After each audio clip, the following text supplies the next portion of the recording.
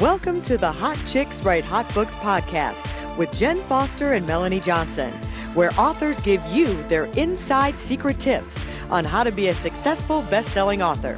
Fabulous. Laureen Wishom. She also has products out. She tells you how to be fit, fine, and fabulous in her books, how to be successful, how to be positive. She's a best-selling author, and she's going to tell us how she did it and what inspired her. Welcome, Laureen. How are you? I'm doing well. How are you guys today? Doing good. Good. Great. Tell us a little bit about your background.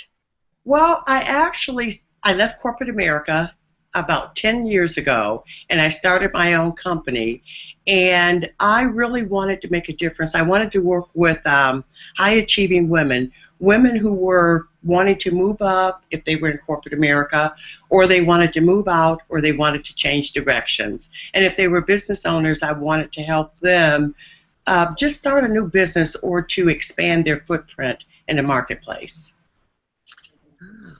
Tell us a little bit about your book, how you started and wanted to become an author. Well, believe it or not, I started my first book. I wrote an anthology in 2010, and it was actually called, I don't know if you can see this, How the Fierce Handle Fear. Hold it up a little bit more so we can see it. You see it? Oh, nice. And one of the reasons I chose to do an anthology was because at this particular anthology, Donald Trump wrote a chapter, and so did Jack Canfield. So I thought, what better way to get myself known than to associate my name with Jack Canfield and Donald Trump. And then in 2012, I did a second anthology, but that one was really very well calculated. I knew when I did that anthology that I was going to use it as my stepping stone for my own book. And so the second one that I wrote was called, can you see it, Success Simplified? And that one was with Stephen Covey. So that was a good place to also get my name out there. So all right, you've got some big names here, Laureen. I'm going to backtrack a little bit. Yeah. Someone's going to wonder, how did you have the chutzpah and the courage to get Donald Trump? And how did you convince him and Jack Canfield to be a part of your book? Well, actually, in both cases, the publishers reached out to me. And they asked me, did I want to write a chapter in the book? And I thought, well, yeah, because I knew that at some point I wanted to write my own book. I think writing a chapter, especially if you're wanting to get your name recognized, is one of the best ways.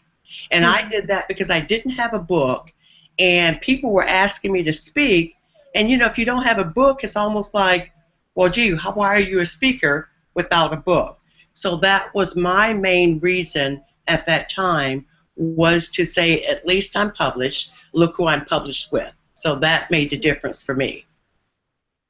That's wonderful. So when was it that you decided you wanted to write a book? Was it been a childhood dream, or when did you decide? Well, I decided when I realized that I had bought in to, when I was in corporate America, I bought into their definition of what success to be for me. When I became a business owner, I bought into other people's definition of success. And I felt like I needed to have my own. I couldn't follow my boss's success, pattern, nor could I follow the success pattern of other entrepreneurs. So that's what prompted me to write the book, is that I felt like, and I knew for a fact, that most women, some men, we buy into other people's definition of success. So the whole book was define your definition of success and what works best for you.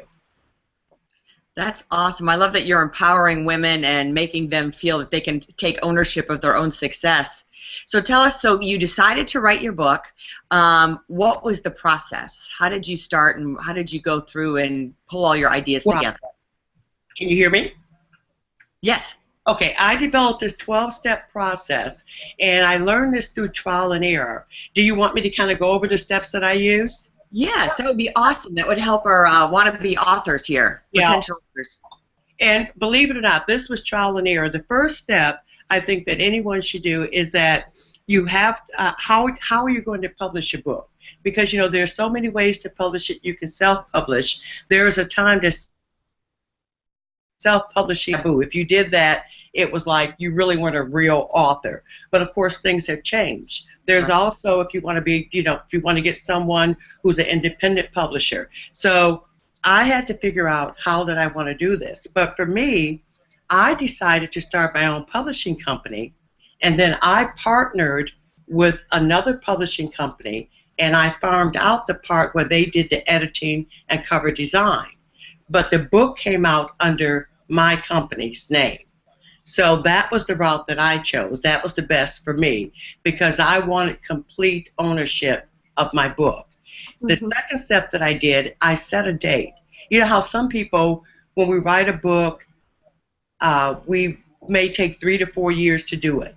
If you put a date with it, then you almost kind of set it up to say, okay, I'm going to get it done during that time. So I gave myself 6 months because that's how I knew that I could do. Set a time every Sunday afternoon was my time to write from 12 to 4. And one of the best things that I can say for anyone desiring to write a book is don't write it on your computer. Literally sit down with pen and paper and write it. And I tell you, it will change the whole perspective of the book. Sometimes in that 4 hours, I'm sitting there and I'm trying to think, okay, what words? The words didn't come. And later when I went back, just looking at that drawing became a chapter in the book. So that's the second thing, have a date. The third is, now also when you set the date, you kind of develop kind of an outline of what you want it to be. The third thing that I did, I developed a marketing plan because I needed to know, okay, how am I write the book, then what? Most people, they write the book and then they want to market it after the fact. Start marketing anywhere from 3 to 6 months prior to writing a book. The fourth thing I did my outline, and my book ended up with being 15 chapters. So I labeled each chapter, and then I went back under each of the labels of the outline, and I put the bullet points. And believe it or not, that outline is going to change. What we think we're going to start with, trust me, is not what we end up with. The fifth thing that I did, I started actually writing the book. Once you write the book, what's going to happen is you're going to find that you rewrite much of it. After you write it, you look at it again 2 weeks later, and you're thinking, my God, what did I really mean by that? So I ended up rewriting the book. Step 7 was the proofread.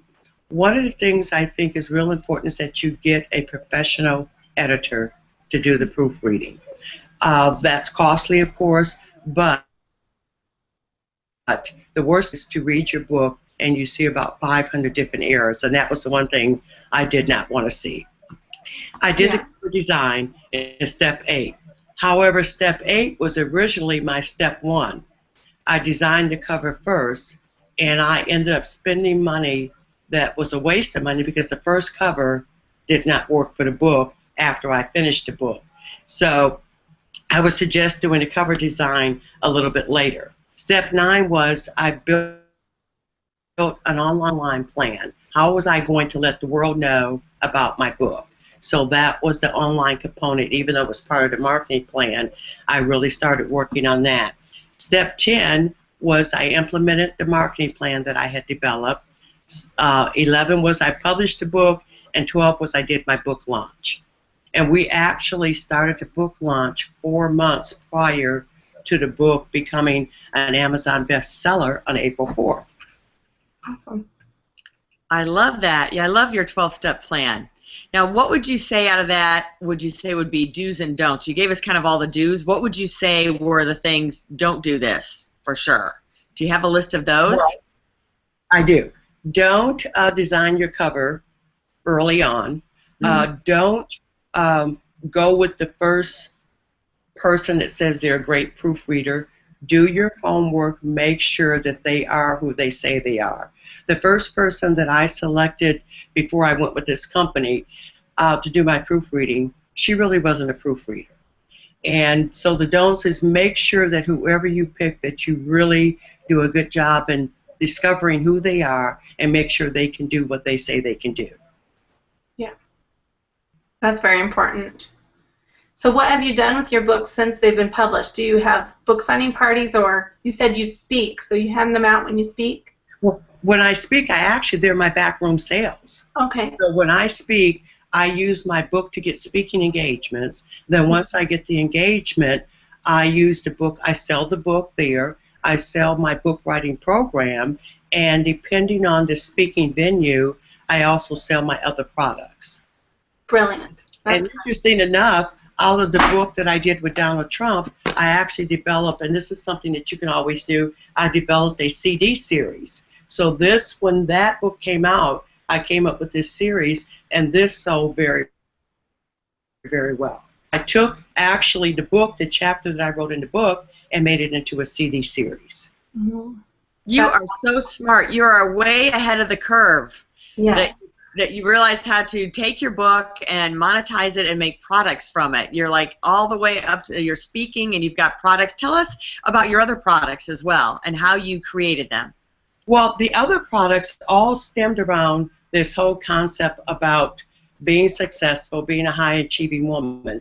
So I ended up developing 2 certification programs, and I also developed a program for individuals that are career professionals, how they can move up. Then I developed a program for those that are entrepreneurs, how they can start their own business. So kind of I repurpose, I don't want to use the word repurpose, but you take your same material, you expand it, and then it becomes a program. And all of my blogs that I blog on, they're all centered around the same subject. So I really know my subject matter, and I wanted everything to kind of be around that same thing. How did you find your resources to make your product? Because you've got to be able to, like that CD case, produce the CDs, produce the box that goes in it, and the artwork. How did you find your resources? Well, I actually went to a training program. It was in Arizona about 5 years ago, and part of that program was that they gave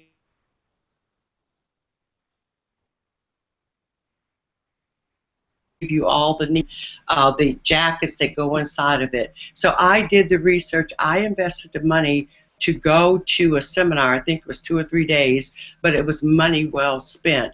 I didn't have to spend the time to look for people and to make sure they were the right ones, because I had a list of everyone that would work appropriately.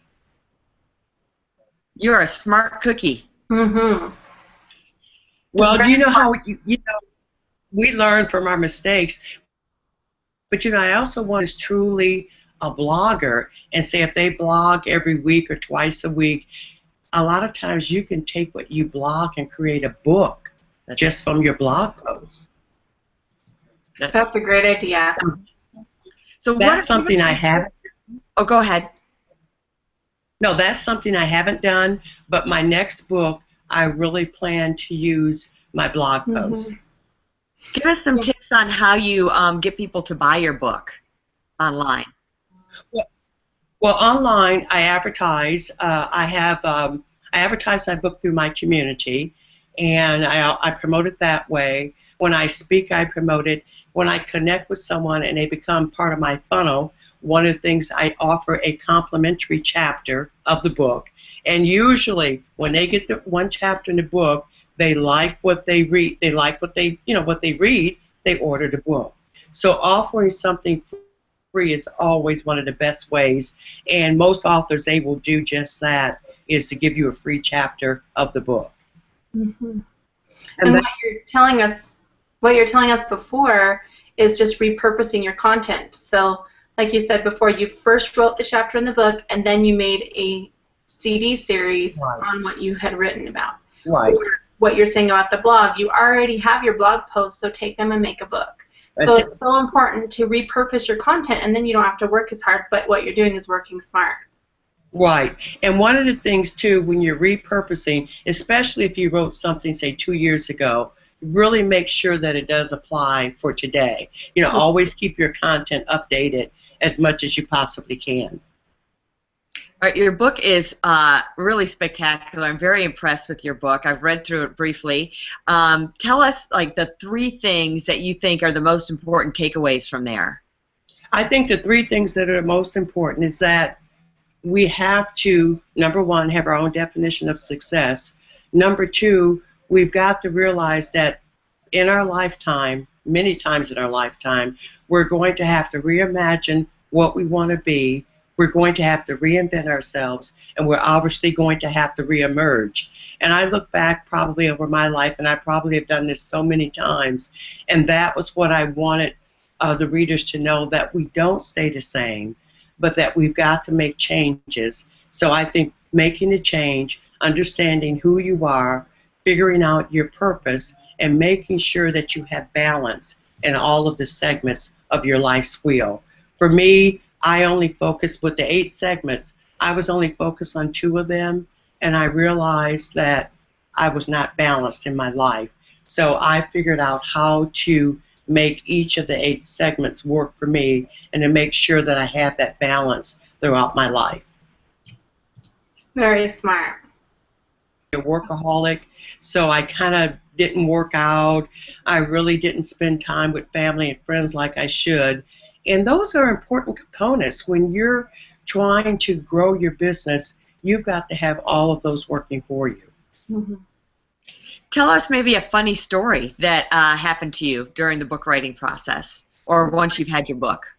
Well, I think the funniest thing, I'm trying to think what was really funny, there was a misunderstanding when I went to speak, and for some reason they thought I was going to be speaking about success simplified. And when I got there, I'm speaking about fit, fine, and fabulous in career, business, and life. And I noticed that the audience kind of had this blank look on their face, and I'm thinking, what's wrong? And then all of a sudden I saw the person that had asked me to come speak. She's got her hand up in the back of the room. So we asked everyone just to take a few minutes. And I was speaking on the wrong topic. She thought I was speaking on something else. But because they were interrelated, because I was always talking about success, it was easy to switch. So I had to make it kind of humorous when I went back in front of everyone and to make mistakes, but success is still success. So let's talk about how to make it simplified instead of how to make it fit, fine, and fabulous. So that was kind of. I think those all go together. If you're fit, fine, and fabulous, you've got to be successful. Yes. So it all kind of worked out. That's wonderful. I'm so glad you've gotten to use your book as your platform, and it really has propelled a whole new career by having products and speakers and consulting for you. Very impressive. And it has, and you can take just one written piece of information, whether it's even just an anthology, and let that, especially if it ties to your brand platform, and just use it as that stepping stone to get to wherever you're trying to go. Yes, that's great. So what would you tell our listeners, why do you think they should become an author, or what do you think they should, not only why, but how could that help them in their life? Well, I think it helps you to express who you are. I think we all have a story inside of us, and it also allows us to get our story out. I think that for me, people view you differently if you have a book. And I never really thought that much about it until I wrote the first anthology, and especially because it was with Jack Canfield and Donald Trump. I mean, people were like, really? And I'm thinking, oh, okay. I really didn't realize the importance of it, 5 or 6 years ago. But it helps you to have a presence. It helps you to get into doors that say maybe someone who doesn't have a book, you can get in a lot easier than what they can. So it does open up many opportunities. I think the worst thing is to write the book and not leverage it to the point that you can take advantage of all of the opportunities. Mm-hmm. And I see you really did that. That's so impressive that you really did leverage every opportunity of it. And it goes to show that people don't just to have a book, but you can have all these other opportunities that go with it. Right. And that makes a difference. And, the one thing I do want to say, too, that if someone is thinking about writing a book right now, they really should beef up their social media, because those are going to be the people typically that you'll reach out to. So if you've only got, say, 100 people on Twitter, now is the time to start making those relationships, making those connections. And one of the things that I think that helped my book the most was that I had 28 joint venture partners. So when we started promoting the book, I had 28 other high-achieving women. They were also promoting the book for me. So that really made a difference when you got those JVs, and that really helped. So we actually created a book trailer, and then we created a page where they could go and see all of the offerings that the other JVs were offering. So when they got the free chapter, they were also able to download the other JV's information. That made a big difference. So building your social media, establishing those JVs will make a big difference in getting the book out there. Mm-hmm. That is great advice. Great advice, because you're stronger as a community than you are when you stand alone. Yeah, absolutely. Absolutely. And I think also if you're going to have someone write your foreword, if you can, try to get the most famous person that you know, because their name carries weight when you're writing your foreword. And on the back of my book, I reached out to several high-achieving women. One was a professional football player, so his name carried weight. And I asked each one of them to write something about the book. I literally sent them the book. Their job was to read it and then to write a response. And the back of that book really helped sell the book. Your back cover is just as important as the front cover. Mm-hmm. Gives you that extra credibility in the marketplace by having those types of people. Oh, yeah. It makes that big of a difference. Definitely. Do you have a copy of Fit, Fine, and Fabulous that you can hold up and show us? I do, yeah. Oh.